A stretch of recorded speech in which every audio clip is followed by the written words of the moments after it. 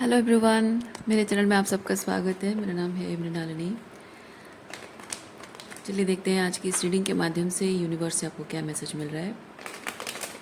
ये reading general reading है, तो आपको जितना रेजोनेट करता है उतना ही लीजिए।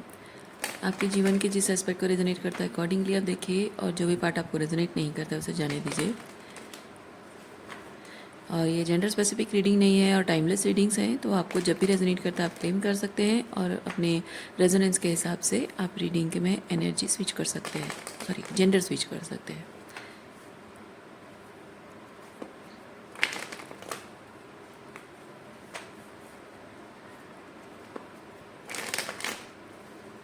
चलिए देखते हैं आपके लिए क्या मैसेज है। ग्रैटिट्यूड के साथ, अनकंडीशनल लव के साथ और सरेंडर के साथ शुरुआत करते हैं आपकी रीडिंग।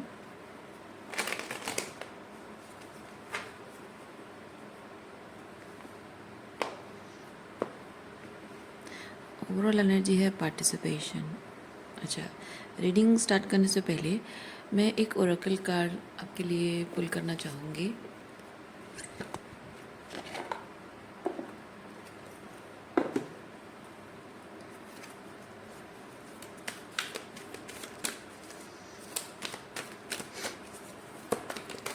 ताकि लोगों का आपकी ज़िंदगी में ये जो पार्टिसिपेशन इन्वॉल्वमेंट है ना, ये दिखता कुछ है और होता कुछ है। ओके, सो थोड़े से दोगली प्रकृति के लोग हैं, या कह सकते हैं फंक्शन कुछ होना चाहिए पर हो कुछ रहा है। पर्पस कुछ है पर फंक्शन कुछ और हो रहा है।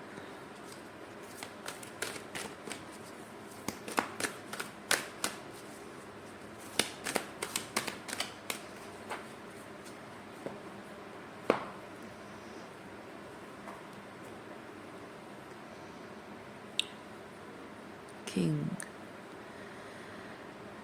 enlightened, benevolent leadership, benefiting those in your charge, excessive feeling of entitlement.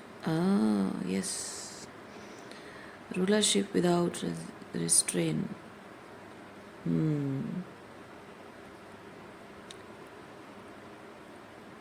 Yes, आपका लोगों के साथ आपका जो कनेक्शन है उसमें आपको जैसे कि सारी जिम्मेदारी आपको निभानी है, सब कुछ आपको करना है। वो सिर्फ यहाँ पे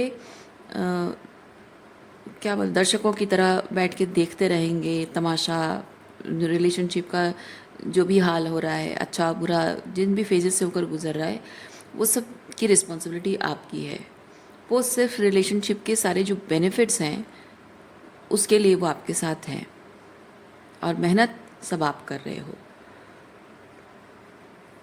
और आपको ये करने के लिए मजबूर होना पड़ रहा है। आप देख पा रहे हो, आपको सब समझ में आ रहा है, क्योंकि यहाँ ये एंटाइटलमेंट शब्द मुझे हिट किया पढ़ते वक्त, आपने नोटिस किया होगा। उसका कारण यही है कि आप जानते हो कि लोग आपका फ़ायदा उठा रहे हैं, आपके साथ गलत कर रहे हैं, लेकिन फिर भी आप ये होने दे रहे हो। उसका कारण ये है कि लोगों ने आपको एक हाई पेडेस्टल पे बिठा रखा है, ठीक है।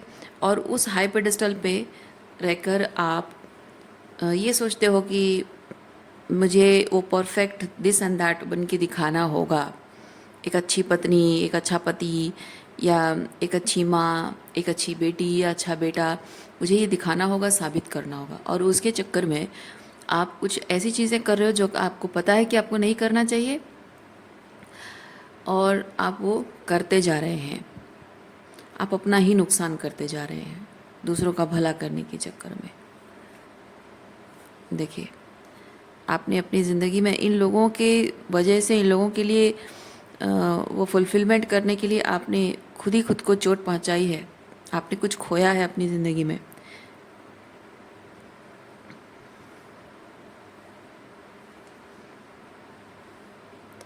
आपने शायद अपना प्यार खोया है, अपनी खुशी, अपने सपने खोए हैं।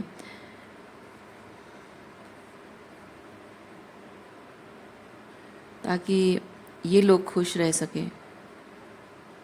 मैंने कहा ना, यहाँ एक आइडियल सन, आइडियल डॉटर, आइडियल हस्बैंड, ये प्रूव होने के लिए आप ये सब करते रहे हैं।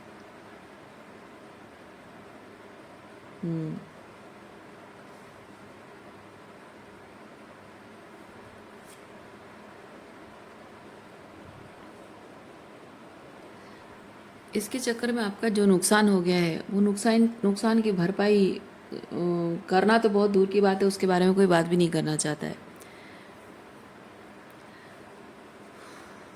और पहले हो सकता है कि आपको लगा हो कि जो भी नुकसान हो रहा है वो अपने आप उसकी भरपाई हो जाएगी, या फिर उसकी मुझे ज़रूरत नहीं है।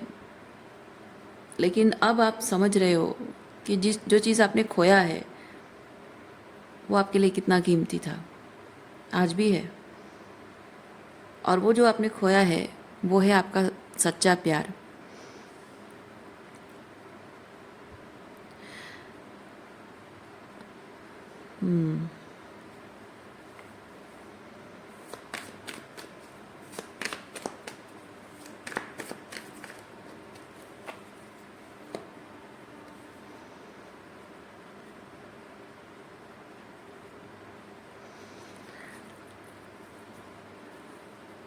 ये जिन लोगों की वजह से आपने अपनी खुशियाँ खोई हैं, आपको उस वक्त शायद यही लोग जताते थे कि तुम्हारी सारी खुशियाँ हम हैं, हमारी वजह से तुम खुश हो, या हमारी वजह से तुम्हारी ज़िंदगी अच्छी रहेगी। तो एक प्रेशर बिल्डअप करने की कोशिश की है। और आपको शायद उस वक्त आइडिया नहीं थी कि ये जो टू ऑफ कप्स की एनर्जी में जो है, ये आपके लिए, मतलब टू ऑफ कप्स जो है, आप शायद ये सोचते थे कि इन लोगों की वजह से, मतलब ये लोग ही आपके टू ऑफ कप्स हैं। और ये जो जिस इंसान के रूप में ये बताया, जिस इंसान को डेपिक्ट किया जा रहा है, वो इंसान आपके लिए टू ऑफ कप्स है। आपने कभी शायद उस बारे में सोचना, विचार करना भी नहीं चाहा, कोशिश मतलब कभी ध्यान भी नहीं दिया उस चीज़ पर। और मैं यहाँ पे फील कर रही हूँ आप में से ज़्यादातर लोग मैरिज रिलेशनशिप को रिलेट कर पा रहे हो। इधर आपके साथ ये हुआ है, आपके पार्टनर ने आपके साथ किया है, और आप में से कुछ लोगों ने अपने खुद के पार्टनर के साथ ये किया है। माता पिता का प्रेशर, ये माँ बाप बच्चों को जनरली प्रेशर देते हैं कि तुम, हमने ज़िंदगी भर तुम्हें प्यार दिया, तुम्हारे लिए बहुत कुछ किया, उसके बावजूद भी आज जैसी बीवी आ गई तो तुम बस बीवी के दुम चलने बन गए और उसकी गुलामी करने लगे हो, बस उसी के हो गए हो। हम तो अब तुम्हारे लिए कोई मायने नहीं रखते हैं। लेकिन अपने आप को एक अच्छा बेटा साबित करने के लिए जनरली बॉयज़, मतलब मैन, सॉरी बॉयज़ नहीं, मैन जनरली ये चीज़ करते हैं कि वो अपनी पत्नी को हमेशा साइड लाइन कर देते हैं, जिसको एक अलग घर से, अलग फैमिली है, अलग एनवायरनमेंट से पली बढ़ी, अलग लाइफस्टाइल से रही, और आपके घर का एनवायरनमेंट एकदम अलग है, और वहाँ उसको कंफर्टेबल फील कराना, घर जैसा एहसास देना, सिर्फ उसको शायद ये पता नहीं किसकी एनर्जी है। मैं बस इतना फील कर रही हूँ कि इस एनर्जी में जो भी इंसान है मजबूर हालत में, इस इंसान ने अगर एक मेल पर्सन है, तो एक मेल पर्सन है तो उसने अपनी वाइफ को घर लाया हो, और उसको उस इंसान को ये लगा हो कि हाँ घर तो है ना, घर है मतलब तुम सेफली रहती हो और क्या चाहिए। और इसको शायद ये आइडिया नहीं है कि जब औरत को शादी करके घर लाते हैं, वो सिर्फ चार दीवारी में रहने से वो घर नहीं होता है। उसको घर जैसा वो सेफ फीलिंग होना चाहिए। और सेफ्टी मतलब ये ऐसा नहीं कि तुमको बाहर से कोई अटैक नहीं आ रहा है, चोर चक्के या गुंडे परेशान नहीं कर रहे, ऐसा नहीं है। वो एक घर के चार दीवारी के अंदर ही इमोशनली सेफ है, वो साइकोलॉजिकली सेफ है। वो सेफ्टी का एहसास देना पति की जिम्मेदारी होती है। लेकिन इस पर्टिकुलर इंसान को ये जिस लगता है कि मैं, वो घर के चार दीवारी में तो रहती है, मैं हूँ घर में, इतने सारे लोग हैं, तो और क्या सेफ्टी की क्या बात है। और रही बात अपनाने की, तो इस इंसान को ये बहुत ही इमेच्योर मैस्कुलिन एनर्जी है। तो इस इंसान को ये चीज़ लगता है कि जब तुम अपना घर छोड़कर यहाँ आई हो, यहाँ तुम्हें रहना ही है, तो यहाँ लोगों को अपनाना, इनके साथ बॉन्डिंग बनाना और इनको अपनाना, इनको एक्सेप्ट करना, ये तुम्हारी जिम्मेदारी है। और इनके साथ अगर डिस्कम्फर्ट फील कर रही हो तो वो डिस्कम्फर्ट भी तुम्हें दूर करना है। अगर तुम उन पर भरोसा नहीं कर पा रही हो तो उनको भरोसा करना तुम्हें सीखना है। ये इस इमेच्योर मैस्कुलिनिटी की मानसिकता है अबाउट हिज स्पाउस। ओके,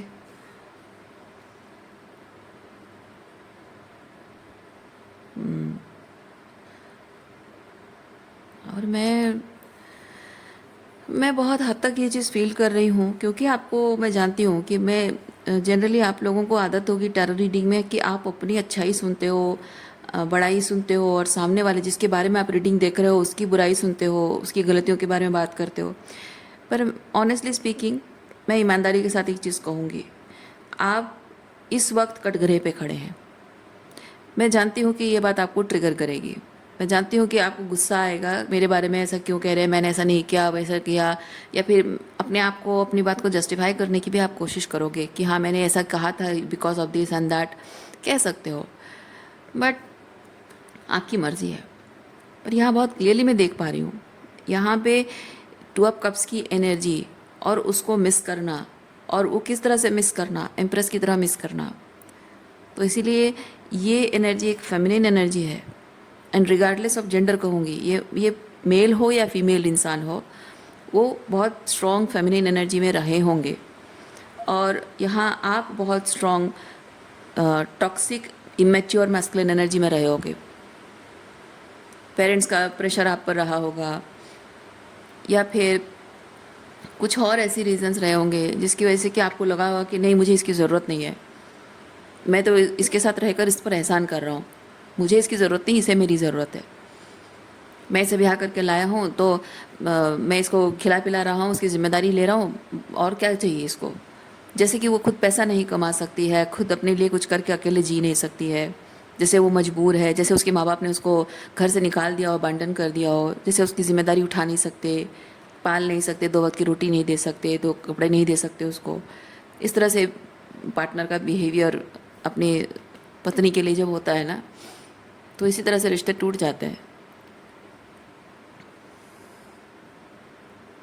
और ये करते रहना, ये करते रहना, क्योंकि यहाँ दोनों चीज़ें हैं। हो सकता है आप में से कुछ लोग एक्चुअली में इस एनर्जी में हो, क्योंकि यहाँ पे ये जो किंग, डिस्टॉर्टेड एनर्जी किंग का है, वो यही चीज़ बताता है कि मैंने शादी की है, तुम्हारे जिम्मेदारी तुम्हारे पालने की, तुम्हारे मतलब तुम्हें पालने की, तुम्हारा ख्याल रखने की पूरी ज़िंदगी की जिम्मेदारी ली है, और क्या चाहिए तुम्हें सब कुछ दे रहा हूँ, टाइम टू टाइम, तो कभी कभी तुम्हें ज्वेलरी खरीद के देता हूँ, तुम्हारे लिए चीज़ें खरीद के देता हूँ, घुमाने ले जाता हूँ, पैसे खर्च करता हूँ, जो चाहो वो खरीद देता हूँ, और क्या चाहिए तुम्हें। ओके, सो एक एंटाइटल हस्बैंड, एक एंटाइटल किंग मैस्कुलिन एनर्जी है, जो कि खुद को समझता है कि उसके, वो जैसा चाहता है, वो जिस तरह से रिलेशनशिप डायनामिक को अपने हिसाब से मैनिपुलेट एंड मोल्ड कर रहा है, that is the perfect thing. और वो गलत हो ही नहीं सकता। उसके साथ रहकर आप जैसे बहुत बड़े खुशनसीब इंसान हो, आपको उसका एहसान मानना चाहिए। और ये इसीलिए हुआ है क्योंकि उसकी परवरिश ऐसी हुई है, उसके माता पिता वैसे हैं। क्योंकि स्पेसिफिकली मदर का रोल होता है। फादर अगर टॉक्सिक है ना, तो भी मदर अगर अपने आप में स्ट्रांग है तो अपने बच्चों को वो चीज़ सिखाती है, वो मानवता सिखाती है। लेकिन मदर अगर वीक है, माँ अगर वीक है, अपने बच्चों को सिखाती है कि मैं कमज़ोर हूँ, तुम्हारा पिता मुझे परेशान करता है, अब्यूज़िव है, तो तुम मेरे लिए ढाल बन जाओ। अब चाहे दुनिया में कभी कुछ भी हो जाए, पर मेरा ढाल बन के हमेशा रहना है। मैं सही करूँ, गलत करूँ, जो भी करूँ। इमोशनली ब्लैकमेल, वो ऐसे शब्द इस्तेमाल नहीं करती है, वो बेसिकली अपने बच्चों को इमोशनली ब्लैकमेल करती है, ममता के नाम पे उनको ब्लैकमेल करती है कि तुम मेरी ढाल बन के रहो। सो बेसिकली हस्बैंड से जब उसे प्यार नहीं मिलता है, तो पार्टनर पार्टनर का वो प्यार वो अपने बच्चों से पाने की कोशिश करती है, और स्पेसिफिकली मेल चाइल्ड से। और जब मेल चाइल्ड फिर का प्यार डिवाइड होने लगता है, पत्नी आ जाती है, प्रेमिका आ जाती है, जब प्यार डिवाइड होने लगता है तो फिर वहाँ पे सारी प्रॉब्लम हो जाती है मदर को। वो चाहती नहीं है, एक तो पति अब्यूजिव है, उसका प्यार नहीं मिलता है, या फिर पति अपनी माँ का गुलाम है, तो वही मैं भी अपने वही करूँ, मैं भी अपने बेटे को अपना गुलाम बना के रखूँ, ताकि उसकी माँ को जैसे वैलिडेशन देने के लिए वो हमेशा जाता है और मेरा ख्याल नहीं रखता है, वैसे मेरा बेटा भी मेरा ख्याल रखेगा। जो मेरी सास मेरे साथ करती है, मैं अपनी बहू के साथ वही चीज़ करूँगी। उसको क्यों इतनी सहूलियत मिले, मेरा क्या होगा? पति भी गया अपनी माँ के पास और बेटा भी अपनी बीवी के पास, मेरा क्या होगा? तो ऐसी जो वीक फेमिनाइन मदर्स होती है ना, वीक फेमिनाइन एनर्जी में एक्चुअली वीक मदर है इसलिए वो फेमिनाइन है, लेकिन उनके अंदर की मैस्कुलिनिटी बहुत टॉक्सिक है, वीक मैस्कुलिनिटी है। ठीक है, तो एक माँ की जिम्मेदारी ये होती है कि वो अपने बच्चों को, चाहे वो मेल चाइल्ड हो या फीमेल चाइल्ड हो, बच्चों को जब परवरिश देनी होती है तो माँ अगर बच्चे को अपने लिए ढाल बनाती है, अपनी ऊन्स, उनके जो ट्रॉमा होते हैं, है ना, ट्रॉमा हर किसी के होते हैं, तो एक औरत अगर अपनी ट्रॉमा के बेस पर एक तरीके का एनवायरनमेंट क्रिएट करती है जो उसकी ट्रॉमा को हील करने के बजाय उससे भागने के लिए, बचने के लिए, सरवाइव करने के लिए वो स्टेबल एनवायरनमेंट क्रिएट करना चाहती है, तो वो अपने बच्चों को ढाल बनाएगी और उसकी वजह से वो बच्चों को इस तरह से ट्रेन करेगी जैसे कि बच्चे सिर्फ उसी की बात सुने, उसी की बात माने, वो चाहे ना चाहे, क्योंकि यहाँ पे स्ट्रेस भी है। तो यहाँ जो भी मैस्कुलिन एनर्जी में जो भी बंदा है जो अपनी पत्नी के लिए इस तरह से एक एंटाइटल हस्बैंड की तरह रोल प्ले कर रहा है, वो अपनी माँ का गुलाम है। उसकी मदर भी उसको प्रेशर देती होगी कि तुम ये मत करो, वो मत करो, ऐसे करो, ये क्यों करते हो, वो क्यों करते हो, इतना क्यों घुमाते हो, इतना क्यों उसके लिए चीज़ें खरीद देते हो, इतने पैसे क्यों खर्च करते हो उस पर, इतनी आज़ादी क्यों देते हो, इतनी उसकी बात क्यों मानते हो, उसको इतने मैके क्यों जाने देते हो, उसकी हर खुशी का ख्याल रखते हो, फिर तुमको परेशान करेगी, तुम्हें कंट्रोल, मेरे बेटे को तो कंट्रोल करके रखा हुआ है, जुरू का गुलाम हो गया है, इस तरह की बातें बोलना, रोना, झूठे इल्ज़ाम लगाना बहू पर और साबित हो जाए तो खुद रोते रहना, इस तरह के जो हरकतें करती हैं मदर्स, उससे एक बेटे के ऊपर ये प्रेशर आ जाता है। वो कंटिन्यूसली उस पर प्रेशर एग्जूट करती है कि तुम अच्छे बेटे साबित नहीं हो रहे हो, तुम्हें मैंने बहुत अच्छी परवरिश दी है, बहुत प्यार दिया है, क्योंकि वो प्यार तो देगी ही, उसने प्यार में कभी कभी नहीं की होगी, मेरा बेटा करके अपनी छाती से लगा के रखी होगी, और उसी प्यार का वो वास्ता है। और प्यार करने के पीछे कारण ये नहीं है कि बच्चे को प्यार की ज़रूरत है, वो प्यार इसलिए देती है क्योंकि वो प्यार दे देकर अपने लिए एक ढाल तैयार करती है, प्रोटेक्शन मैकेनिज्म उसका है। और वो वही जो स्पॉइल करती है प्यार से ना, उसी प्यार का वास्ता देती है अपने बेटे को कि मैंने तुम्हें ज़िंदगी भर इतना प्यार दिया, सर आंखों पर बिठा के रखा, और आज तुम गलत ऐसा बेटा साबित हो रहे हो, ची मुझे उम्मीद नहीं थी तुमसे, ऐसा करोगे तुम, शादी के बाद तुम तो इतने बदल जाओगे, औरत आते ही बदल गए तुम, इस तरह की बातें बोलकर उस बेटे के मन में जहर भरने लगती है अपने आप के लिए। मतलब वो इंसान वो खुद से नफरत करने लगता है कि मैं कैसा बेटा हूँ, अपनी माँ का बेटा नहीं रहा, मैं बदल गया। किस लिए? इस औरत की वजह से, मेयर एक औरत की वजह से मैं आज ऐसा बदल गया हूँ कि मैं अपने माता पिता के प्रति अपनी भक्ति से मैं चूक रहा हूँ, धिक्कार है मुझ पर। फिर वो सारी चीज़ें करने लगेगा जिससे वो साबित करने की कोशिश करेगा कि ये औरत मेरी ज़िंदगी में वो जगह नहीं ले सकती है, ये औरत मुझे कंट्रोल नहीं कर सकती है, ये इसके साथ भावना में बह नहीं सकता हूँ मैं, इसके लिए वो सब कुछ नहीं कर सकता हूँ। तो इससे वो इसे पसंद भी करता है क्योंकि ये उसे प्यार करती है, उसका ख्याल रखती है, उसकी सारी जिम्मेदारियाँ, सब कुछ पूरी, पत्नी की सारी जिम्मेदारियाँ पूरी करती है। लेकिन कंसिस्टेंटली वो अपने आप से उसको कोसों दूर रखेगा। उसको मन ही मन चाहता होगा कि हाँ ये अच्छी लगती है मुझे, लेकिन ये अच्छी लगना भी एक ट्रैप है, ये अच्छी लगना भी, ये इस औरत का शायद कोई जादू टोना है, मैनिपुलेशन है, जो मेरे माँ बाप से मुझे अलग करना चाहती है।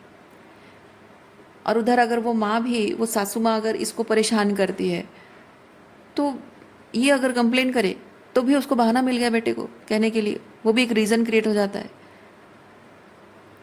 और वो जानबूझ के उधर से परेशानी आएगी जानबूझकर, और ऐसा दिखाने के कोशिश करेंगे कि मैंने कुछ नहीं किया बेटा, तुम्हारी बीवी तो ऐसी है, हर बात को ये करती है। तो यहाँ पे विलेन कौन बनता है? ये अब साबित भी हो रहा है ना, गलत तरीके से ये साबित भी किया जा रहा है कि एक्चुअल में विलेन है।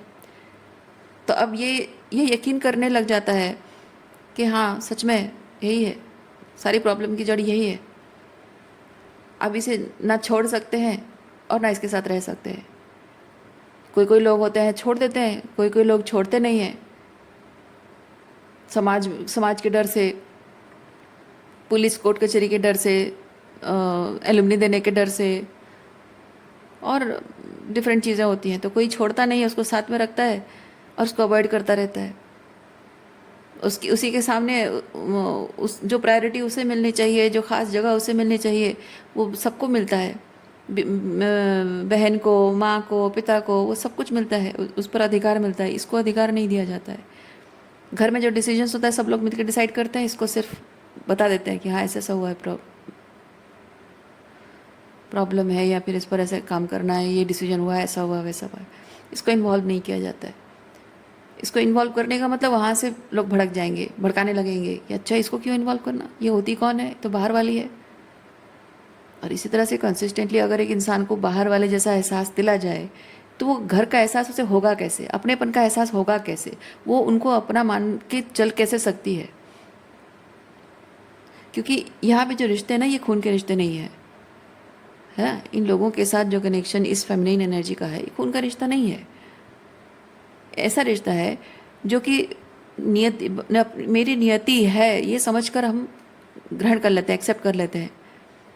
ये भाग्य का लेखा है बोल के हम एक्सेप्ट कर लेते हैं। तो भाग्य का लेखा अगर ऐसा है ही, तो क्यों ना उसको खूबसूरत बनाया जाए, उस रिश्ते को क्यों ना एक दूसरे के साथ वो होमली फील किया जाए। और ये एक मिडिल ग्राउंड में खड़ा इस पति की जिम्मेदारी होती है अपनी पत्नी के लिए।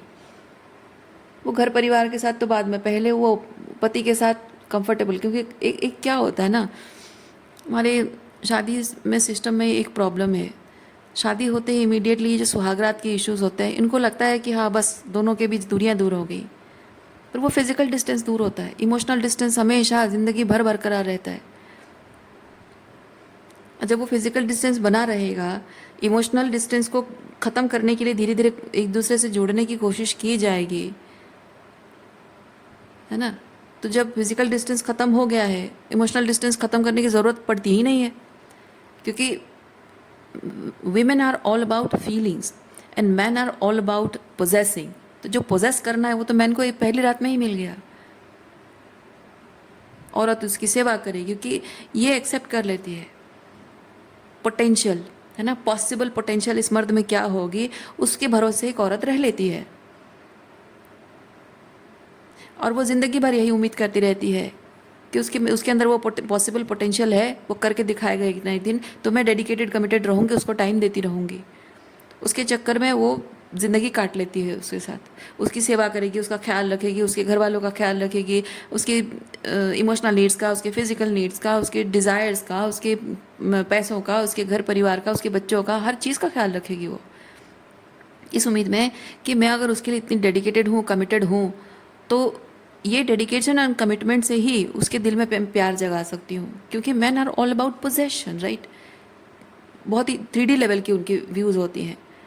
तो उसको क्या मिल रहा है मुझसे, एक मेरे पति को क्या मिल रहा है, क्या बेनिफिट्स मिल रहा है, वो जब देखेगा कि मैं उसके लिए इतना कुछ कर रही हूँ, तो वो मुझे प्यार करेगा, मुझे अपने दिल में जगह देगा, अपने परिवार में अपनेपन का एहसास देगा। जो अपना परिवार छोड़कर आई हूँ, मेरा दिल टूट रहा है, मैं अकेली हो रही हूँ, तो यहाँ मैं, क्योंकि इमोशनली वो चीज़ चाहिए होता है, भावनात्मक रूप में वो सेफ्टी का एहसास चाहिए होता है। पर प्रॉब्लम यह है कि ये सोचती रहती है कि मैं सब करूँगी तो मुझे अपनाया जाएगा। लेकिन ये लोग सोचते हैं ये जो चीज़ें कर रही है नहीं करेगी तो क्या करेगी, वो शादी करके आई है यही सब करने के लिए तो आई है, अब इसे तो यहीं पूरी ज़िंदगी रहना है, इसको हम पालेंगे खिलाएंगे, ज़िंदगी भर खिला पिलाकर उसको रखेंगे, तब ये सब चीज़ें नहीं करेगी तो क्या करेगी। इनका ऐसा इरादा होता है, इनको ऐसा लगता है कि हाँ इसको हम एहसान कर रहे हैं, और एहसान फ्री में सब कुछ तो मिल रहा है, इसको बैठे बैठाए सब कुछ तो मिल रहा है, कुछ करना नहीं पड़ रहा, मेहनत करना नहीं पड़ रहा है, काम करना नहीं पड़ रहा है बाहर जाके। तो बैठे बैठे थोड़े ना खाएगी, सेवा करेगी, नौकरानी की तरह काम करेगी, तो कर रही है, तो कौन सा बड़ा काम कर रही है। पर वो ये नहीं समझते कि वो छोटे बड़े जो भी एफर्ट्स करती है वो सब सिर्फ उनके दिल में जगह पाने के लिए करती है।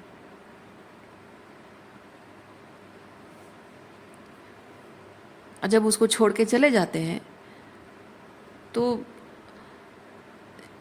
वो फिर भी कोशिश कर रही होती है ना। उससे जब इमोशनली डिस्टेंस बढ़ता जाता है, क्योंकि वहाँ से प्रेशर बिल्डअप हो रहा है, राइट। तो वहाँ से जो प्रेशर बिल्डअप हो रहा है, यहाँ ये एंटाइटल हस्बैंड, या जो भी है हस्बैंड तो कहूँगा क्योंकि किंग एनर्जी है, तो ये एंटाइटल हस्बैंड क्या करता है, उधर ज़्यादा पलड़ा भारी है, यहाँ पे नहीं है, क्योंकि ये तो पराई है ना, वो तो खून का रिश्ता है, दूध का रिश्ता है, तो वहाँ पलड़ा भारी है। तो वहाँ से जब प्रेशर बिल्डअप होता है, ज़्यादा स्ट्रेस होता है, ये स्ट्रेस रिलीव हो जाए, इसलिए वो वहाँ पे ज़्यादा अपना डेडिकेशन एंड कमिटमेंट देने लगता है। और यहाँ इधर उसे छोड़कर डिस्टेंट हो जाना, इमोशनल मतलब फिजिकली डिस्टेंट हो जाना, या फिर हमेशा उधर ही रहना ना, अलग अलग तरीके से अपनाए जाते हैं कि इससे किस तरह से ज़्यादा से ज़्यादा दूर रहो ताकि वहाँ पीस बना रहे, हारमोनी बना रहे, स्ट्रेस ना हो, क्योंकि वो स्ट्रेस संभाला नहीं जाता है। इसके साथ अगर स्ट्रेस हो ना तो एक ही सोल्यूशन है, छोड़ दो, मैके में जाके छोड़ दो, घर से निकाल दो, डाइवोर्स दे दो। लेकिन उसे तो छोड़ा नहीं जा सकता, वो तो ज़िंदगी भर है। और ऐसे माता पिता, स्पेसिफिकली ऐसी मदर्स ना, अपने बच्चों के लिए, इवन लड़कियों के लिए भी प्रॉब्लम क्रिएट करते हैं। पति के साथ उनका रिश्ता जो होता है वो अच्छा होने नहीं देते। पति बहुत अच्छा होगा, केयरिंग, नर्चरिंग, बहुत बहुत ख्याल रखने वाला पति होगा, बहुत प्यार करने वाला पति होगा, लेकिन बेटी, इवन उसके ससुराल भी अगर अच्छा है, तो बेटी ऐसे कैसे मुझसे ज़्यादा अपने पति से प्यार कर सकती है, मुझसे ज़्यादा अपनी सास से कैसे प्यार, ज़िंदगी भर मैंने पाला पोसा, सब कुछ किया, आज उसकी सास उसके लिए सब कुछ हो गई। वो बेटी के भी कान भरती है, बेटी को भी मैनिपुलेट करती है, वो अपने पति को छोड़कर माँ की तरफ हो जाती है, अपनी सास से प्यार नहीं करेगी। और ऐसी मदर्स होती हैं अपनी बेटी के साथ ज़बरदस्ती अपने उसकी सास के बारे में गॉसिप करेंगी, चुगली करेंगी। तो बताओ तुम्हारी सास कैसी है, ये है वो है, और क्या चल रहा है, ननद के बारे में, ससुराल वालों के सबके बारे में पूछेंगी, ताकि उनमें से गलतियाँ निकालें और उस बारे में गॉसिप करें और बेटी के दिमाग में कचरा भरें, ताकि बेटी विक्टिम की तरह महसूस करे और माँ की मतलब माँ उसकी फेवरेट बनी रहे। अब यहाँ पे इसकी वजह से यहाँ पे सास के साथ रिलेशनशिप खराब हो रहा है, पति के साथ रिलेशनशिप खराब हो रहा है बेटी का, इससे माँ को कोई मतलब नहीं होता है।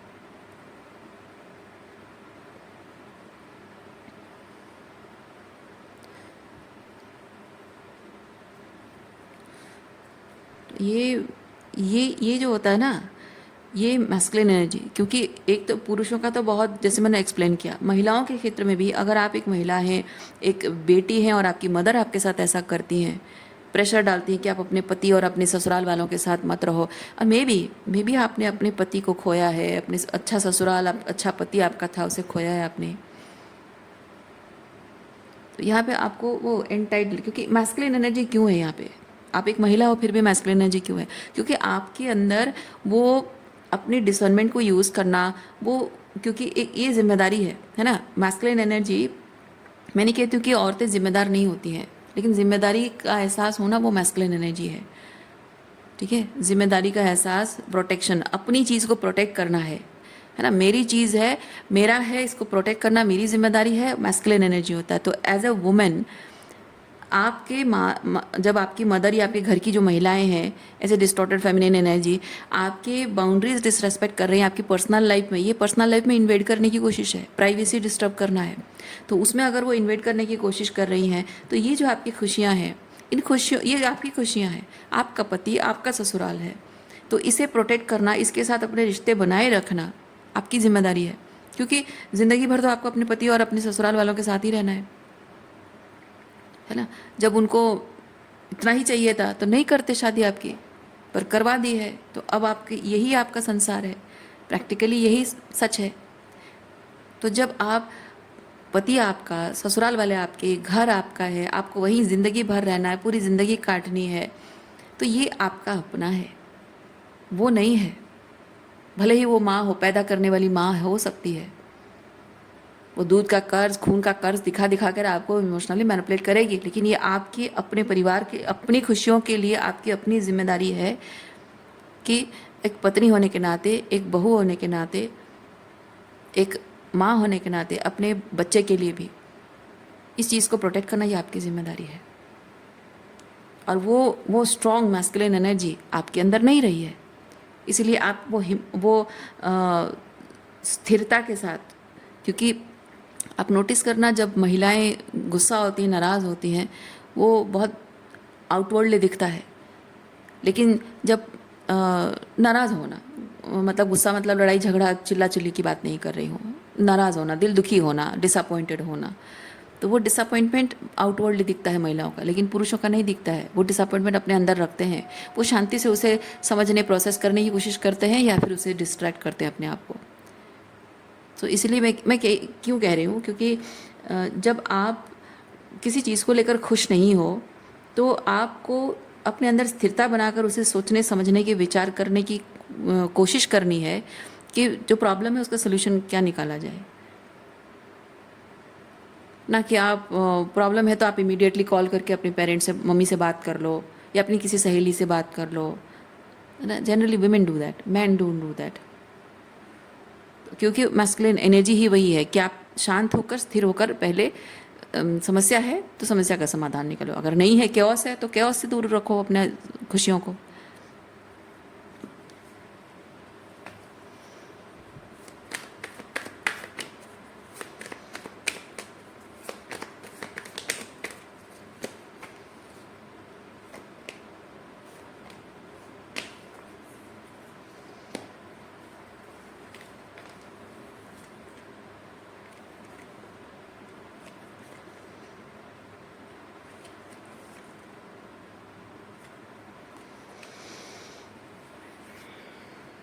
एक चीज़ मैं ये भी फील कर रही हूँ, ये कार्ड देखकर मैं फील कर रही हूँ कि आप में से कुछ महिलाएं, जो मैंने कहा महिलाओं के बारे में, आप में से कुछ ऐसी महिलाएं हैं जिनका लव लाइफ और मैरिड लाइफ, लव लाइफ और मैरिड लाइफ जो भी है, ये इस तरह की डिस्टॉर्टेड मदर की वजह से ख़राब हुआ है, ठीक है। और उस वक्त आप स्ट्रॉन्ग, मतलब ये लाइट एट्रीब्यूट किंग एनर्जी में आप उस वक्त नहीं थे, और इसीलिए आपकी जो मदर हैं, she was capable of manipulating you और इन्फ्लुएंस यू सम वे,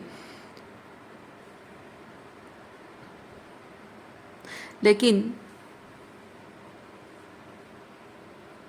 उसका, आपका इस तरह से स्ट्रॉन्ग मैस्कुलिन एनर्जी ना होना, ये हेल्दी मैस्कुलिन एनर्जी में आप अगर नहीं थे, उनसे इन्फ्लुएंस हो रहे थे, और उसकी मैं वजह ये फील कर रही हूँ, आपके जो ससुराल वाले हैं, अगर आपकी मदर आपको बोलती होंगी कि तुम्हारे ससुराल वाले ऐसे हैं, वैसे हैं, तुम्हारी सास ऐसी है, तुम्हारे हस्बैंड को ये करना चाहिए, वो नहीं करना चाहिए, तो वो कहीं ना कहीं कुछ कुछ बातें सही भी बोलती होंगी, क्योंकि वो शायद देख पा रही हैं कि कुछ गलत हो रहा है, लेकिन कुछ कुछ चीज़ें सही नहीं बोलती हैं, ठीक है। तो यहाँ पे मैं देख रही हूँ कि आपका ये जो रिलेशनशिप है, उस रिलेशनशिप ने आपको ये दिया है बहुत सारा एग्जॉशन, यानी कि इस रिलेशनशिप में आपने, क्योंकि ये कार्ड मुझे बताता है कि despite having all odd, despite not having that power to control the situation in your way, आपके सद्बुद्धि का आपने इस्तेमाल किया, विजडम, अपनी विजडम का इस्तेमाल किया है,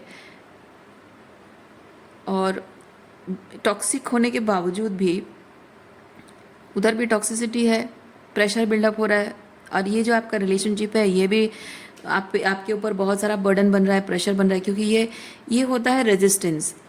जैसे कि आप अपने पार्टनर को, अपने ससुराल वालों को शायद आप ये चीज़ कह रहे हो कि प्लीज़ मुझे अपनाओ, डायरेक्ट शब्दों का इस्तेमाल भी आपने ना किया हो, लेकिन शायद इनडायरेक्ट तरीके से आपने उनको जताया भी हो कि मैं भले ही पराए घर से आई हूँ, लेकिन मैं तुम्हारी हूँ, मुझे अगर नहीं अपनाओगे, मुझे अपनेपन का एहसास नहीं दोगे, मुझे वो इमोशनल सेफ्टी, मुझे एक रीज़न नहीं दोगे कि why should I stay with you all people, why should I commit to all of you, why should I choose you people, because you all of you are not choosing me, है ना, may be और partner के साथ या फिर उनके पूरे परिवार के साथ। सो वो आपको चूज़ नहीं कर रहे हैं, फैमिली बनाने के लिए, आपको अपनाने के लिए वो तैयार नहीं है। वो चाहते हैं कि बस आप पर जैसे कोई एहसान कर दिया है और आपको वहीं रहना है तो आप एडजस्ट करोगे। आपको कैसे एडजस्ट करना है आप देखो। आपको गुस्सा आ रहा है, गुस्सा कैसे कंट्रोल करोगे आप देखो। आपको उन पर यकीन नहीं हो रहा है, ट्रस्ट इश्यूज आपकी हैं, आपको सुधारना होगा। आपको कुछ ट्रॉमा फील हो रहा है, आप अपना ट्रॉमा लेकर आए हो तो उसे हील करो। इवन इफ घर में यहाँ भी अगर ट्रॉमा हो रहा है, कुछ प्रॉब्लम हो रही है, ये रेजिस्टेंस हो रही है, तो इस रेजिस्टेंस को फाइट करना है या इसके साथ आपको कोप अप करना है, वो कैसे करना है आप करो। हम उसकी जिम्मेदारी नहीं लेंगे क्योंकि ये हमारा घर है, हम तो यहाँ सेफ हैं, कंफर्टेबल हैं। अब आपको यहाँ पे अपना घर बनाना है, हाँ इसको तुम्हें एक्सेप्ट करना है, तो एडाप्टेशन आपको करनी है। तो you find your way to adapt. इस तरह से टॉक्सिक बिहेवियर आपके साथ किया गया है, तो इसलिए ये रेजिस्टेंस क्रिएट हो रहा है, क्योंकि कोऑपरेशन वहाँ चाहिए होता है ना। दो लोगों के बीच जब रिश्ता होता है, ऐसा नहीं होता है कि आप कंसिस्टेंटली बस रिलेशनशिप के लिए फाइट करते रहो, स्ट्रगल करते रहो। आपके अपनी खुद की बहुत इमोशनल, मेंटल, ऐसे बहुत सारी ट्रॉमाटाइजिंग कुछ एक्सपीरियंस रहे होंगे। जीवन के अनुभव तो कड़वे सबके होते हैं, तो जीवन की इतनी कड़वाहट के बाद भी आप शांत रहकर, स्थिरता बनाकर अपने रिश्तों को, ये समझदारी का इस्तेमाल करके अपने रिश्तों को अपने पति और अपने ससुराल वालों के साथ रिश्ता बनाने की, या अपनी, आप देखिए ये मेल फीमेल चेंज कर लीजिए जेंडर जैसा आपको रेजोनेट करता है, तो अपने स्पाउस के साथ और उनके घर वालों के साथ, स्पेसिफिकली स्पाउस के साथ, तो रिश्तों को सही बनाए रखने की कोशिश आप कर रहे हो। And your spouse is continuously allowing their inner demons to rule over the relationship. ठीक है, उनका ये एक तो घर वालों का इशू है ना, घर वाले प्रेशर दे रहे हैं। और कहीं ना कहीं ऐसा होता है कि थोड़ा बहुत अगर आप दोनों के बीच में इशू होता है, पति पत्नी के बीच इशू होता है, तो घर वाले एकदम से भड़का देते हैं, देखा मैंने कहा था ना ये लड़की ऐसी है, देखा मैंने कहा था ना तुम्हारा पति ऐसा है, तो भड़का देते हैं। उससे और भी दोनों के बीच में दूरियां बढ़ जाती हैं। तो एक तो उनके अंदर टॉक्सिक मैस्कुलिन एनर्जी है, ऊपर से उनको भड़काया जा रहा है, उनका ईगो बूस्ट किया जा रहा है, उनकी गलतियों को जस्टिफाई करने की कोशिश की जा रही है, तो वो भी ही और she is finding it easy, और आपको अवॉइड करना ईजी हो रहा है, आपसे डिस्टेंस मेंटेन करना ईजी हो रहा है। सो काइंड ऑफ रिलेशनशिप को बचाए रखने की पूरी जिम्मेदारी आपके सर पर है। आप कंसिस्टेंटली कह रहे हो कि कोऑपरेट करो मेरे साथ, कोऑपरेट करो, मैं यहाँ अडाप्ट करने के लिए नहीं आई हूँ। अडाप्टेशन करना है तो मैं कहीं और जाके रह लूँ, किसी दूसरे शहर में रह लूँ, जंगल में रह लूँ, कहीं और रह लूँ। मैं यहाँ घर है मेरा, ये मैं यहाँ घर बसाने आई हूँ, अडाप्ट करने नहीं आई हूँ। तुम्हें मेरे साथ कोऑपरेट करना होगा, मुझे घर जैसा एहसास दिलाना होगा, अपनेपन का एहसास, वो इमोशनल सेफ्टी जो मुझे यहाँ तुम लोग तो अश्योर करोगे तभी मिलेगा। मैं अपनी तरफ से कोशिश करूँ कि तुम लोग अपनी तरफ से कोशिश करो, तो वो कोऑपरेशन होता है रिलेशनशिप में। पर वो चीज़ नहीं हो रहा है, यहाँ पे रेजिस्टेंस हो रहा है। सो डेस्पाइट ऑल द रेजिस्टेंस, आपने बहुत कोशिश की है, अपने खुद के इनर डिमॉन्ड से फाइट करते रहे हो, अपने खुद की ट्रॉमा से फाइट करते रहे हो। इस तरह की बहुत ही टॉक्सिक फेमिनाइन मदर और may be toxic masculine father भी। मैं फादर इसलिए कह रही हूँ क्योंकि घर की बेटियाँ अगर अपने निर्णय लेने के लिए हिम्मत नहीं कर पाती हैं, या उन्हें समझ में नहीं आता कि क्या सही क्या गलत है, या बातों को बहुत ईजिली मान लेती हैं, एक्सेप्ट कर लेती हैं और किसी की बातों में बहुत आसानी से आ जाती हैं, that means father is toxic. ठीक है, अपनी बेटियों को इतना मजबूत नहीं बनने देते हैं फादर।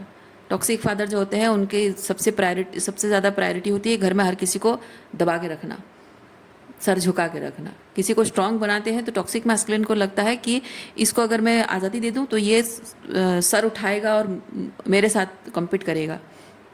इसीलिए जो टॉक्सिक फादर होता है ना, वो घर में हर किसी का गला दबाकर उसको कंट्रोल करने की कोशिश करते हैं, क्योंकि उनके लिए हमेशा एक थ्रेट होता है कि यहाँ कोई भी, जैसे होता है ना एनिमल हर्ड में, जैसे लायंस का कैसा होता है कि अगर वो लायन अपना, कभी कभी तो ऐसा होता है कि लायन अपने खुद के कब को भी मार देता है, और दूसरे किसी का है तो एकदम से, और है ना, तो क्योंकि वो नहीं चाहता कि ये लायन बड़ा हो और बड़ा होकर मेरे साथ कम्पीट करे।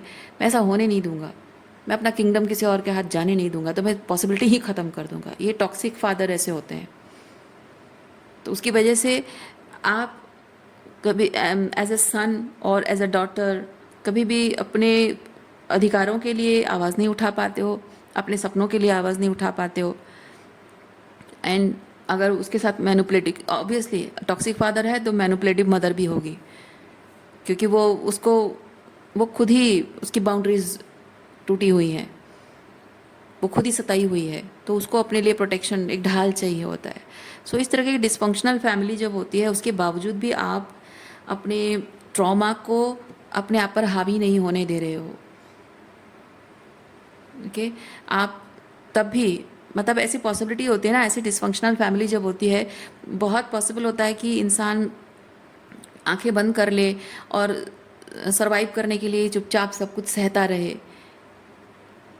पर आप आंखें बंद करके चुपचाप नहीं सह रहे हो, आप सह रहे हो सिर्फ इसलिए क्योंकि आपको विश्वास है कि इस पार्टनर में देर इज़ सम पोटेंशियल कि वो कुछ अच्छा कर पाएगा। उसकी बातों में, उसके बिहेवियर में कुछ ना कुछ आपको लगा होगा कि हाँ, ये थोड़ा समझदार इंसान है, वो कर लेगा, तो मुझे उसे थोड़ा वक्त देना चाहिए। और ये आसान काम नहीं होता है। आप जब खुद ट्रॉमाटाइज्ड हो, एक डिस्फंक्शनल फैमिली को बिलोंग करते हो और अनदर डिस्फंक्शनल फैमिली में आप गए हो, और जहाँ एक डिस्फंक्शनल मतलब एक टॉक्सिक मैस्कुलिन पार्टनर से आप मिल रहे हो, और जहाँ आपके इमोशंस पर, वो आपकी मेंटल हेल्थ पर, इमोशंस पर वो एक बहुत बड़ा रेड फ्लैग, बहुत बड़ा खतरा, अलर्ट है ना, अलर्टनेस है, खतरा है, थ्रेट है। तो हिम्मत करना, अपनी वहाँ अपने मन को शांत रखना और दो चीज़ें करना। एक तो यहाँ in the background inner child healing करते जाना, और इन द फोर फ्रंट आप अपने रिलेशनशिप के लिए एक समझदार इंसान बन रहे हो, है ना। अकेले में अंदर ही अंदर इनर चाइल्ड हीलिंग कर रहे हो, और आउटवर्डली समझदार इंसान बनकर अपने रिश्तों को संभालने की कोशिश कर रहे हो। आसान नहीं होता है, और वही चीज़ आपने किया है, और बावजूद उसके अपने पार्टनर ने कभी भी कोऑपरेट नहीं किया आपके साथ, बल्कि आपके पार्टनर शायद आपको हमेशा जताते रहे हैं कि तुम बहुत ज़्यादा इमोशनल हो, हमेशा इमोशनल बातें करती हो, ये सब मुझसे एक्सपेक्टेशन करती हो, मैं ये सब नहीं करता हूँ, हमारे समाज में ये सब होता नहीं है, हमारे घरों में, और ये जो चीज़ें चाहती हो।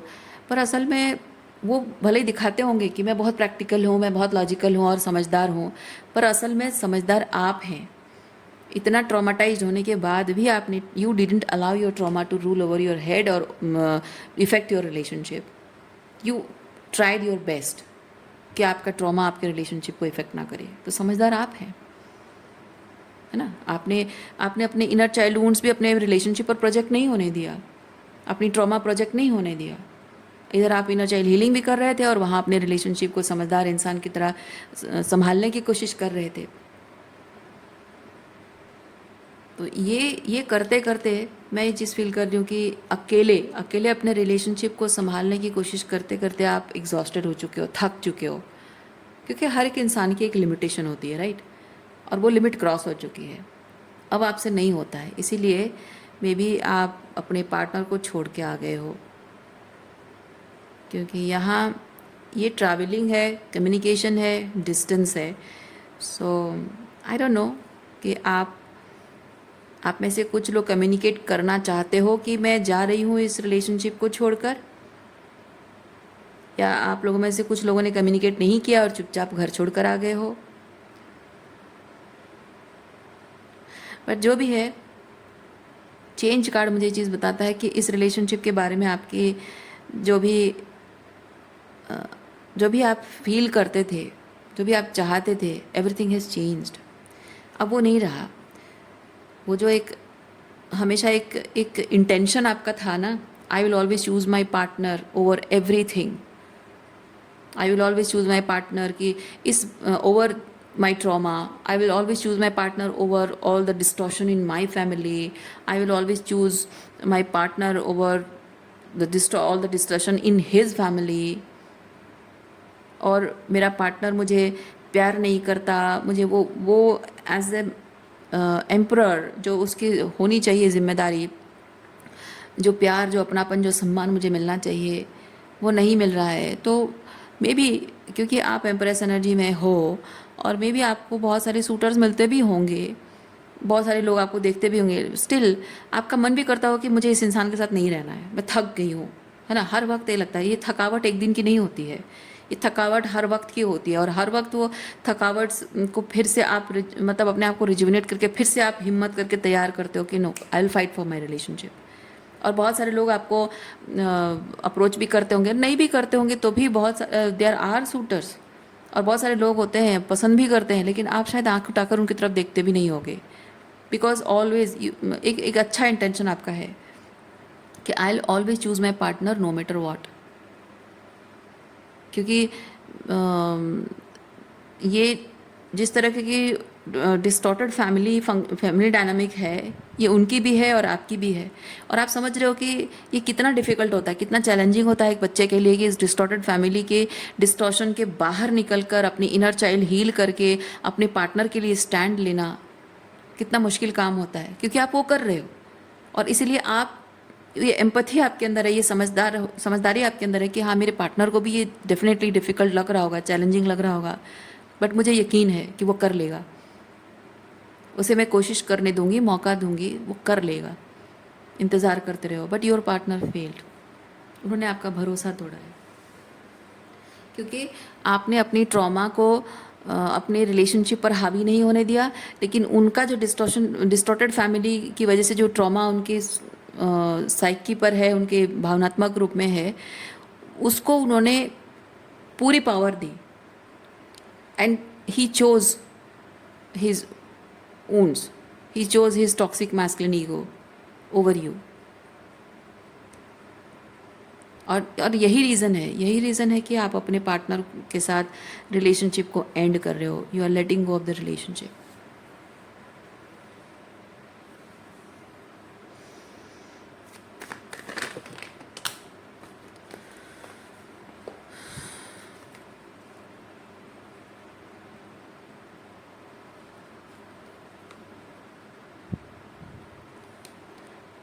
और इस वजह से शायद आपके पार्टनर आपको दोष भी देते होंगे, क्योंकि शुरुआत से आपका रिश्ता ख़राब चल रहा है। वो चलता ही है।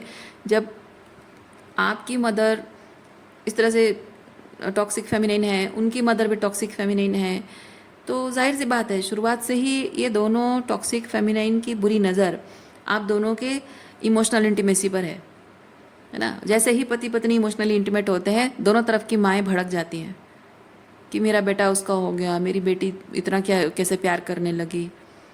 तो इधर हो सकता है दोनों साइड में, या फिर कोई एक साइड हो सकता है, पर जो भी है ये चीज़ होता है ना कि शुरुआत से जब आपके रिश्ते दिख रहा है कि ये नहीं टिकने वाला, शुरुआत से दिख जाता है ऐसे कनेक्शंस। तो शुरुआत से जब दिख रहा है तो वो एक स्ट्रगल और एक चैलेंजेस से होकर गुजर रहा होता है, और जैसे ही ये रिलेशनशिप आप एंड कर देते हो, तो आपके पार्टनर के लिए और आपके घर वालों के लिए, उनके घर वालों के लिए ये बहुत आसान हो जाता है कहना कि देखा मैं ना कहती थी तुम्हारी बीवी अच्छी नहीं है, देखा मैंने कहती थी तुम्हारा पति अच्छा नहीं है, मुझे तो पहले से पता था तुम्हारा पति ऐसा है, मुझे तो पहले से पता था तुम्हारी पत्नी ऐसी है, वो तो तुम्हें छोड़ देगी, वो शुरुआत से तुम्हारे साथ रहना नहीं चाहती थी, पता नहीं उसे तुम्हें क्या कमी दिखी, मेरे बेटे में क्या कमी दिखी उसे, पता नहीं मेरी बेटी में उसे क्या कमी दिखी, और उसको तो हमेशा से तुम्हें छोड़ देना था, वो तो धोखा देगा, मुझे पहले से पता था। और इस तरह की बातें बोल के वो ये जो टॉक्सिक पार्टनर है ना, इसको सपोर्ट करती है, आपको इस तरह से दिखाकर कि आप हमेशा से ऐसे बुरे इंसान थे, ये कहकर वो आपके पार्टनर को इस तरह से इमोशनल सपोर्ट देती है। तो उससे ये चीज़ होता है कि आपके पार्टनर खुश हो जाते हैं, उनका ईगो बूस्ट हो जाता है, उनको लगता है कि हाँ मैं अपनी जगह सही हूँ और मेरी पत्नी या पति या पत्नी जो भी है, ये आप जो भी हैं है ना, मेरा पार्टनर गलत है हमेशा और मैं हमेशा सही था या थी, तो वो खुश हो जाते हैं। तो वो इनर वर्क नहीं करते हैं, वो अपने अंतर मन में झांक कर नहीं देखते हैं कि मेरा पार्टनर अगर मुझे छोड़ के चला गया है तो मेरी क्या गलती थी, मुझसे क्या गलती हुई, वो नहीं सोचते हैं। वो बस यही सोचते हैं कि हाँ मैंने क्या नहीं किया उसके लिए, मैंने ऐसा किया वैसा किया, उसको ये खुशी दी, ऐसा वो सब किया, ये सब खुशी देने के बाद भी अगर वो छोड़ के जा रही है तो उसकी प्रॉब्लम है, उसकी गलती है, उसका भाग्य खराब है। और अपने साथ साथ मेरा, क्योंकि एक विक्टिम मूड भी आता है वहाँ पे कि उसकी ऐसी हरकत की वजह से समाज में हम मुंह दिखाने लायक नहीं रहे, लोग क्या कहते होंगे हमारे बारे में। लेकिन एक पल के लिए भी इंसान सोचता नहीं है, अपने अंतर मन में झांक कर नहीं देखता है कि ऐसा क्या हो गया, ऐसे कैसे कोई एक रिश्ता छोड़ के चला जाएगा, है ना। कोई इतना बेवकूफ़ नहीं होता है कि बसा बसाया घर तोड़ दे, ज़रूर कुछ ना कुछ ऐसा हुआ होगा, चाहे हम अलग अलग घर से आए हों, चाहे हमारे संस्कार अलग हों, चाहे हमारे रहन सहन अलग हों, चाहे हम एक दूसरे के टाइप के नहीं हों, पर सच ये है कि हम एक दूसरे के साथ हैं, वी चोज ईच अदर, और हमें वो निभाना होता है। पर ऐसा क्या हुआ, निभा तो मैं भी रहा था या मैं भी निभा रही थी, फिर क्या चूक हो गई जो वो निभा नहीं पाया और चला गया? क्या मुझसे कोई गलती हुई है? उसको निभाने में क्या दिक्कत हो रही थी? एक पल के लिए भी नहीं सोचते इंसान। कॉमन बात है, क्योंकि लोगों को ये लगता है ना कि वो निभा नहीं पाए, उसकी प्रॉब्लम है ना, उसकी गलती है, उसकी इनकेपेबिलिटी है, मेरी कोई गलती नहीं है। There there lies the teaching of a mother. एक माँ की जिम्मेदारी होती है कि माँ एक बेटे या बेटी को अपना लाडला बेटा या अपनी लाडली बेटी बनाने से पहले वो उसको एक मानवता सिखाए, ह्यूमैनिटेरियन क्वालिटी सिखाए, उसको ये सिखाए, उसको उसके अंदर वो एम्पथी, वो सिर्फ अपने लिए वो एम्पथी जगाती है अपने बच्चों के मन में। वो एम्पथी सबके लिए इस्तेमाल करना होता है, सही तरीके से कैसे इस्तेमाल करना होता है। एंड ये कार्ड बाउंड्रीज को भी बताता है। When you are dealing with a toxic mother, she doesn't have strong boundaries because she is being abused by her own husband and also in-laws. तो उनकी अपनी खुद की अच्छी हेल्दी बाउंड्री नहीं होती है, तो उसकी वजह से वो आपकी बाउंड्रीज को डिसरेस्पेक्ट करती हैं, आपकी पर्सनल लाइफ में इन्वेड करती हैं वो। तो वो नहीं सिखाती हैं हेल्दी बाउंड्री रखना होता क्या है, रिलेशनशिप में सामने वाले के प्रति एम्पथी रखना होता क्या है, अपनी गलतियों पर कॉन्टेम्पलेट करना होता क्या है, वो नहीं सिखाती हैं वो इस तरह से आपका ईगो बूस्ट कर करके हमेशा आपको प्यार दे देकर इतना स्पॉइल कर देगी कि आपको माँ के अलावा कोई और अच्छा लगेगा नहीं, है ना। ये एक साइकोलॉजिकल मैनिपुलेशन है, आपको अपने साथ बांधे रखने के लिए, ट्रैप रखने के लिए, इमोशनल ट्रैप बनाए रखना, ये मैनिपुलेशन है एक टॉक्सिक मदर का। तो वो सोचने विचारने की जो शक्ति है हर किसी के अंदर है, पर उसे जगाना माँ की जिम्मेदारी होती है। पर वो कैसे जगाएगी? वो तो सिर्फ अपने लिए करेगी, वो तो किसी और के लिए जगाएगी नहीं। वो बोल बोल कर आपको इमोशनली ऐसे मैनिपुलेट करेगी, लेकिन आपको बिना कोई बोले, सामने वाला बिना कुछ बोले, उसके तकलीफ़ को समझ पाने की जो एम्पथी, जो क्षमता आपके अंदर है ना, उसे जागृत होने नहीं देगी। और आपका पार्टनर साइलेंटली या आप साइलेंटली जो सफ़र करते हो अपने रिलेशनशिप में, साइलेंटली जो सफ़र करते रहते हो, आपके पार्टनर को वो समझदारी, उतनी मैच्योरिटी नहीं होती है उनके अंदर कि उसके साइलेंस के पीछे भी उसकी तकलीफ़ को मैं जानूँ, समझूँ। क्योंकि अपने आप को उस जगह में रखकर वो देखता ही नहीं है, वो अपने आप को उस जगह में रख कर देखता ही नहीं है। वो एंटाइटल है ना, एंटाइटल है। एंटाइटल इंसान कभी भी अपने आप को किसी की जगह पर रख के नहीं देखता है, वो अपने आप को हमेशा सबसे बड़ा मानता है, सबसे बेहतर मानता है, और वो मानता है कि जो मेरे साथ है वो बहुत खुशकिस्मत है, बहुत लकी है, बिकॉज वो मेरे साथ है। और ये एंटाइटलमेंट, पता है इसका मतलब क्या है? नार्सिसिस्ट।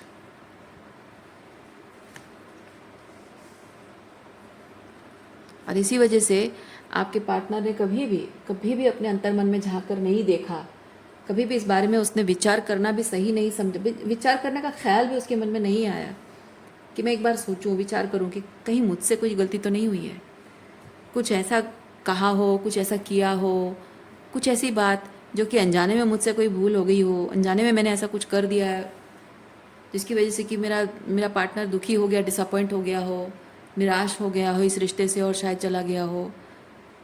या फिर मैं एक बार पूछ लूँ, उससे बात कर लूँ। पर जब भी पूछने को आता है वो इंसान, वो यही चीज़ कहता होगा कि आपने अपने हाथों से सब कुछ बर्बाद कर दिया, आप घमंडी हो, आपके ईगो की वजह से, छोटी मोटी लड़ाई झगड़े की वजह से, ईगो की वजह से आपने घर तोड़ दिया। या फिर आप चाहते हो कि मैं अपने माँ बाप को छोड़ दूँ, बेटा हूँ, अपने माँ बाप को छोड़ दूँगा तो मेरे माँ बाप कहाँ जाएंगे, आप अच्छी पत्नी नहीं हो, आप चाहते हो कि मैं अपने माँ बाप को छोड़ दूँ, इसलिए ये सब ड्रामा कर रहे हो, ईगो हर्ट है, मैंने मना कर दिया तो ईगो हर्ट है।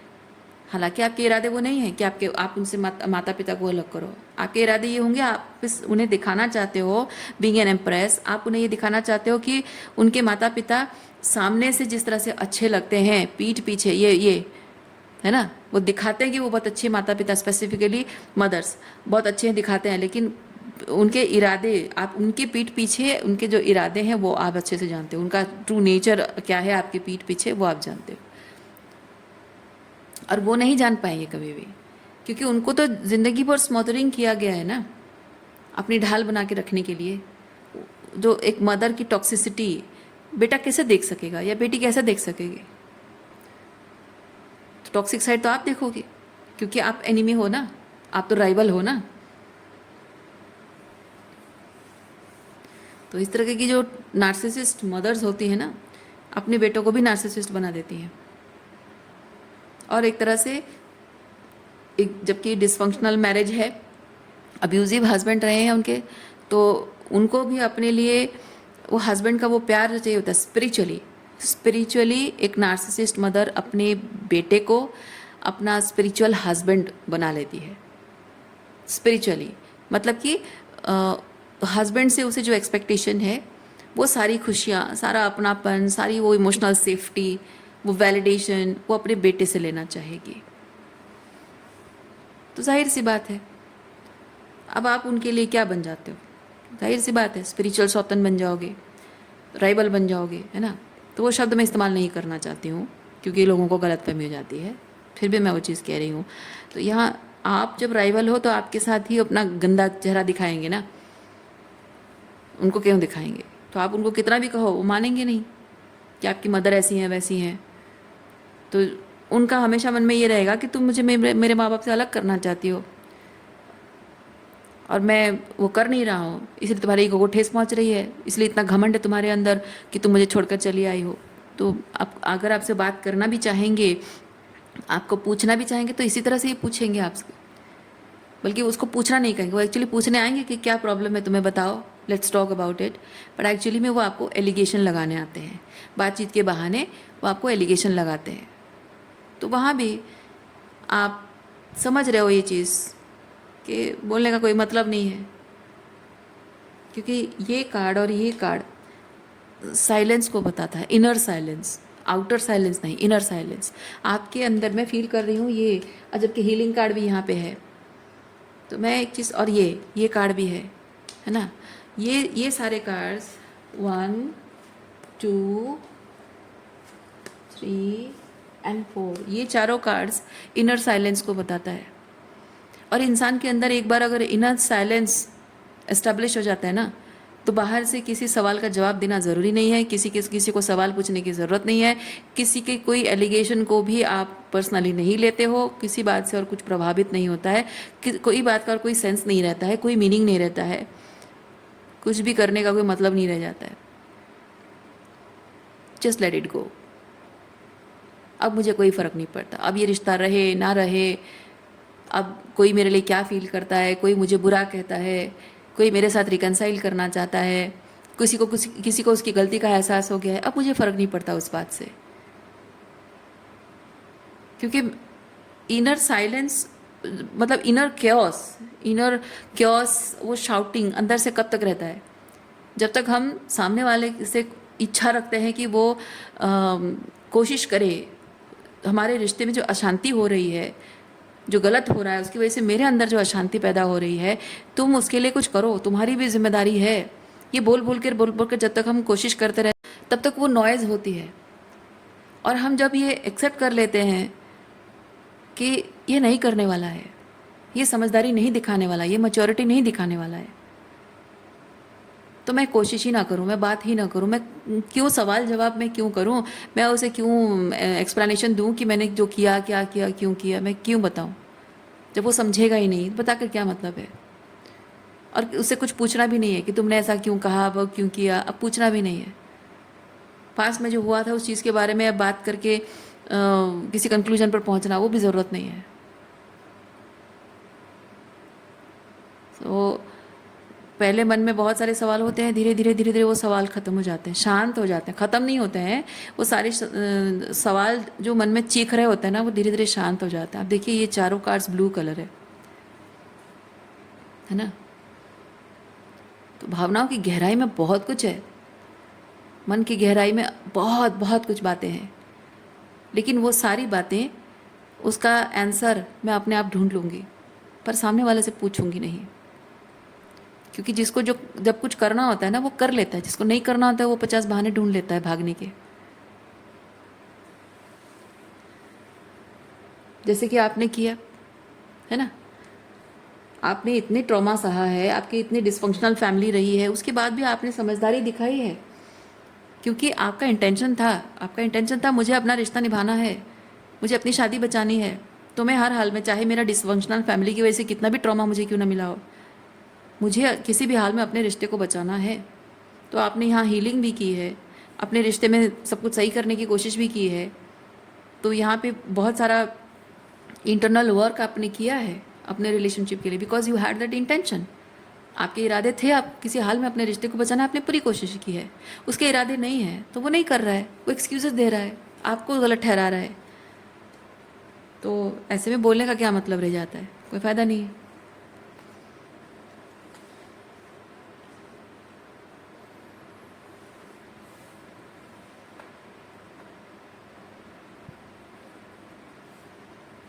और शायद यही कारण है कि इस वक्त ये फाइनेंशियल इंडिपेंडेंस को भी बताता है, पर महिलाओं के लिए हो सकता है फाइनेंशियल इंडिपेंडेंस, और पुरुषों के लिए हो सकता है, मेल फीमेल दोनों के लिए हो सकता है कि आप एक इंडिपेंडेंट लाइफ जीना चाहते हो और शायद कोशिश भी कर रहे हो अकेले रहना। अब शादी नहीं करनी है, अब कोई रिलेशनशिप नहीं चाहिए, तो अब सिंगल रह के बस अपनी ज़िंदगी जीनी है, अपने आप पर फोकस करना है, अपने सपने पूरे करने हैं, अपनी खुशियों पर ध्यान देना है।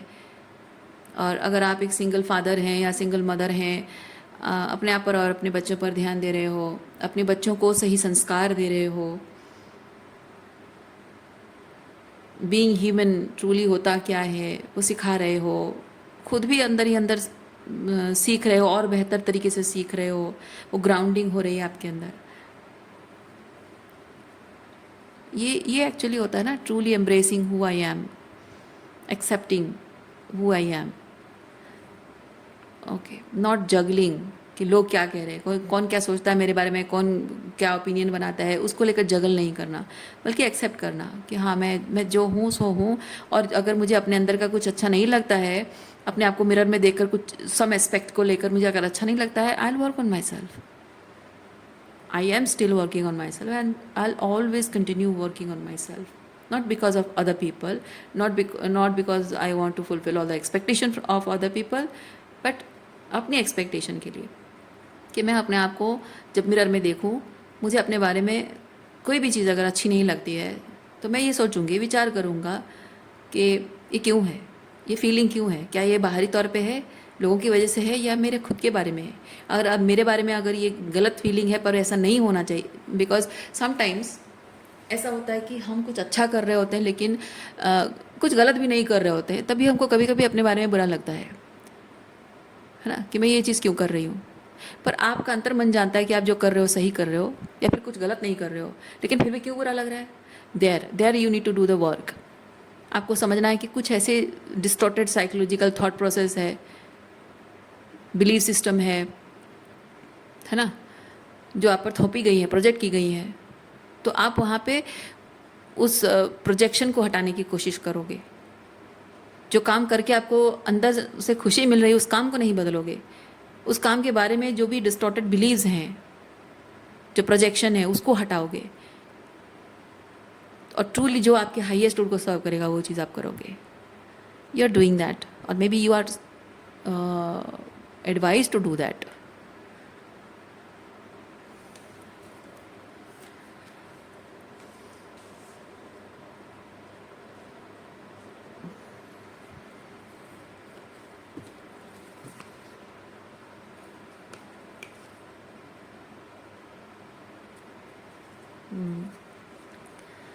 आपका जो पास्ट है, ये आपका जो अतीत है, उसके साथ आप शायद आपका रास्ता अलग हो गया है। आपका साइकिल क्लोज हो गया मैं कहना चाहती थी, पर यहाँ वर्ल्ड कार्ड है नहीं, सो सिंपली मैं ये चीज़ फील कर रही हूँ विद दिस कार्ड, मैं फील कर रही हूँ कि आपका रास्ता अलग हो चुका है, आपकी ज़िंदगी का बहाव अलग दिशा में और इनकी ज़िंदगी का बहाव अलग दिशा में है। और क्योंकि मैं ये चीज़ इस इन दोनों कार्ड से मैं फील कर रही हूँ कि people are not going to change, people don't have that intention to change, है ना। उनके अंदर वो समझदारी नहीं है, वो मैच्योरिटी नहीं है उनके अंदर, वो एम्पैथी भी उनके अंदर नहीं है ये समझने विचार करने की कि you have been through a lot, still you chose to be with them, you chose to give all of your love to them despite them not cooperating with you। और ये ज़्यादा दिन नहीं टिकता है, जैसे मेरी प्रीवियस रीडिंग में मैंने कहा था, when I choose to be with you, I choose to give all of myself to you, but ये रेसिप्रोकेट नहीं होता है तो टिकता नहीं है ज़्यादा दिन। सामने वाला भी अगर वही इंटेंशन रखता है, वही चीज़ करता है, तब चाहे आप दोनों एक दूसरे को प्यार ना भी करते हो, आप दोनों के मन में एक दूसरे के लिए प्यार रोमांस भले ही ना हो, एक टेस्टेड रिलेशनशिप भी अगर है ना, तो भी प्यार हो जाएगा।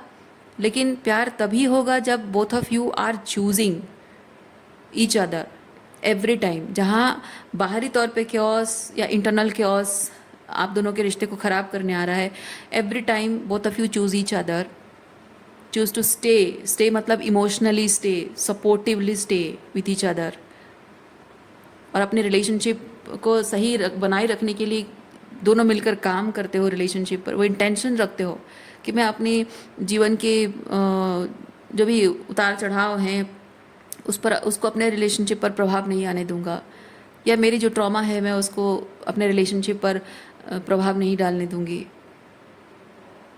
है ना। तो ये इंटेंशन जितना मजबूत होता है दो लोगों का, रिश्ता उतना लंबा चलता है। और जब दोनों एक दूसरे को देखते हैं ना कि डिस्पाइट ऑल ऑड ही और she is still choosing me, choosing to be with me vibrationally, emotionally, है ना, तो वहाँ एक दूसरे के प्रति सम्मान बढ़ता है और धीरे धीरे प्यार हो जाता है। इसीलिए आपको यूनिवर्स चीज़ कह रहा है कि अब वो जो रेसिप्रोसिटी होनी चाहिए वो यहाँ है नहीं और होने वाली है नहीं, इसलिए आपको यहाँ कम्प्लीटली लेट गो। क्योंकि ये कंट्रोल कार्ड आने का मतलब है don't try to resurrect this from dead, okay, don't try to resurrect this from dead, क्योंकि एक डेड सिचुएशन से अगर आप इसको रेजरेक्ट करने की कोशिश करोगे, कॉन्सिक्वेंसेस आपको बहुत ख़तरनाक भुगतने पड़ेंगे। रीडिंग मैं यहीं पे रख दी हूँ। उम्मीद करती हूँ इस रीडिंग से आपको कुछ क्लैरिटी मिली हो। मैं आपको नेक्स्ट रीडिंग में मिलती हूँ। अपना ख्याल रखिए, खुश रहिए, बाय।